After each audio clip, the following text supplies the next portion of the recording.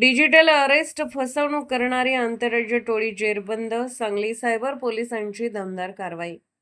Police अधिकारी असल्याचे भासवून सीबीआयचा लोगो दाखवून भारत सरकार, supreme court, income tax, reserve bank यांच्या नावाचे खोटे लेटर व्हॉट्सअपवर पाठवून व व्हिडिओ कॉल करून अटक करण्याची भीती दाखवून 59,09,000ची फसवणूक केलेल्या आंतरराज्य टोळीला सांगली सायबर पोलिसांनी अटक केली आहे. याबाबतची फिर्याद अण्णासाहेब बाळगोंडा पाटील, वय वर्ष 61, राहणार सावळज, तालुका तासगाव यांनी दिली होती.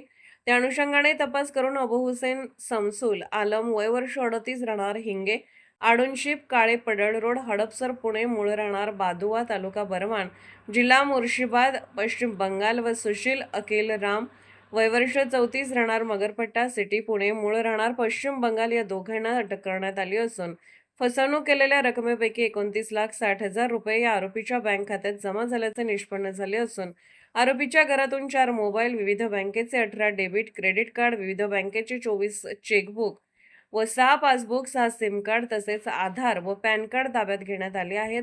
वरिष्ठांच्या मार्गदर्शनाखाली सायबर पोलीस ठाण्याचे पोलीस निरीक्षक स्नेहागिरी, सहाय्यक पोलीस निरीक्षक रुपाली बोबडे तसेच सतीश आलदर, करण परदेशी, रेखा कोळी, रुपाली पवार, सलमा इनामदार, कॅप्टन गुंडवाड व सायबर शाखेकडील पथकाने केली आहे.